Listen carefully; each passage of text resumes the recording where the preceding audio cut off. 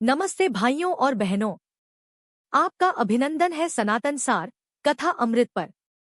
मैं हूं आपका प्रिय कथावाचक और आज की पावन कथा है श्रीमद् भागवत के उस अद्भुत प्रसंग की जहां एक गाय से मनुष्य रूपी बालक का जन्म हुआ। क्या आपने कभी सोचा है कि कर्मों की गति कितनी विचित्र होती है? एक ही घर में दो पुत्र हुए, एक देवता बना और दूसरा राक्षस। कथा का प्रारंभ होता है तुंगभद्रा नदी के तट बसे एक अनुपम नगर से। वहां आत्मदेव नामक एक ब्राह्मण रहते थे। वे समस्त वेदों के विशेषज्ञ थे, किंतु उनके जीवन में एक गहरा शून्य था। वे संतानहीन थे। धन था, भोग था, पर सुख नहीं था। अवस्था ढलने पर उन्होंने संतान के लिए अनेक पुण्यकर्म किए। आधा धन दान में दे दिया, पर फल नहीं मिला। आत्मदेव दुखी होकर वन को चले गए। तालाब पर प्यास लगने से जल पीकर बैठ गए। तभी वहां एक सन्यासी महात्मा का आगमन हुआ। सन्यासी ने रोने का कारण पूछा। आत्मदेव ने संतानहीन होने का दुखड़ा सुनाया।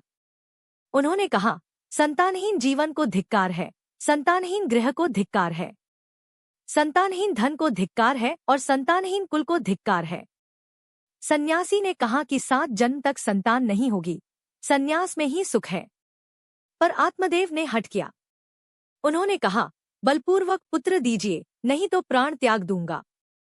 सन्यासी ने करुणावश एक फल देते हुए कहा, इसे अपनी पत्नी को खिला देना, एक पुत्र होगा।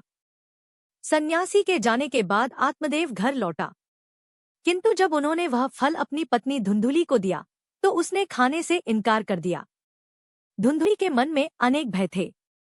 उसने सोचा, फल खाने से गर्भ रहेगा और गर्भ से पेट बढ़ जाएगा, फिर कुछ खाया पिया जाएगा नहीं, इससे मेरी शक्ति क्षीण हो जाएगी।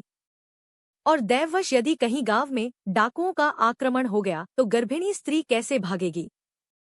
यदि प्रसवकाल के समय वह टेढ़ा हो गया तो फिर प्राणों से ही हाथ धोना पड़ेगा। धुंधुली ने पति से झूठ बोला कि हाँ, खा लिया। फिर उसने अपने फूल से वह फल गाय को खिला दिया। उसकी बहन ने अपनी संतान देने का वचन दिया। इस प्रकार आत्मदेव को 2 पुत्र प्राप्त हुए। समयानुसार बहन के पुत्र हुआ, आत्मदेव को सौंप दिया। आत्मदेव ने जातकर्म संस्कार किया। धुंधुली ने कहा कि मेरे स्तनों में दूध नहीं है। बहन को बुलाकर बालक का पालन पोषण करवाया। बालक का नाम धुंधुकारी रखा गया। पर जो अगले पल हुआ उसने सबको स्तब्ध कर दिया। 3 महीने बाद गाय के भी एक मनुष्याकार बच्चा हुआ। वह बालक सर्वांग सुंदर, दिव्य, निर्मल, सुवर्ण की सी कांति वाला था। आत्मदेव ने गाय के से कान देखकर नाम रखा, गोकर्ण। दोनों बालक जवान हुए। गोकर्ण पवित्र और ज्ञानी हुआ, जबकि धुंधुकारी अत्यंत दुष्ट निकला। न स्नान शौच, न खानपान का परहेज। क्रोध उसमें बहुत बढ़ाचा था। वह बुरी बुरी वस्तुओं का संग्रह किया करता था। मुंडे के हाथ से छुआया हुआ अन्न भी खा लेता था। दूसरों की चोरी करना और सब लोगों से द्वेष बढ़ाना उसका स्वभाव बन गया था। छिपे छिपे वह दूसरों के घरों में आग लगा देता था। दूसरों के बालकों को खिलाने के लिए गोद में लेता और उन्हें कुएं में डाल देता। हिंसा का उसे व्यसन सा हो गया था। हर समय वह अस्त्र शस्त्र धारण किए रहता और बेचारे अंधे और दीन दुखियों को व्यर्थ तंग करता। चांडालों से उसका विशेष प्रेम था। बस हाथ में फंदा लिए कुत्तों की टोली के साथ शिकार की टोह में घूमता रहता। वेश्याओं के जाल में फंसकर उसने अपने पिता की सारी संपत्ति नष्ट कर दी। एक दिन माता पिता को मारपीट कर घर के सब बर्तन भांडे उठा ले गया। संपत्ति समाप्त होने पर आत्मदेव रोने लगा। उसने कहा, इससे तो इसकी माँ का बाज रहना ही अच्छा था। कुपुत्र तो बड़ा ही दुखदायी होता है। अब मैं कहाँ रहूं, कहाँ जाऊं? मेरे इस संकट को कौन काटेगा? हाय, मेरे ऊपर तो बड़ी विपत्ति आ पड़ी है। तभी गोकर्ण वहां आए और पिता को वैराग्य का उपदेश दिया। गोकर्ण ने कहा, पिताजी, यह संसार असार है। यह अत्यंत दुखरूप और मोह में डालने वाला है। पुत्र किसका, धन किसका? स्नेहवान पुरुष रात दिन दीपक के समान जलता रहता है। सुख न तो इंद्र को है और न करता राजा को ही। सुख है तो केवल विरक्त, एकांतजीवी मुनि को, यह मेरा पुत्र है, इस अज्ञान को छोड़ दीजिए। मोह से नरक की प्राप्ति होती है। यह शरीर तो नष्ट होगा ही, इसलिए सब कुछ छोड़कर वन में ले जाइए। गोकर्ण ने आगे कहा, पिताजी, यह शरीर हड्डी, मांस और रुधिर का पिंड है। इसे आप में मानना छोड़ दे और स्त्री पुत्रादि को अपना कभी ना माने। इस संसार को रात दिन क्षणभंगुर देखें। इसकी किसी भी वस्तु को स्थायी समझकर उसमें राग न करें।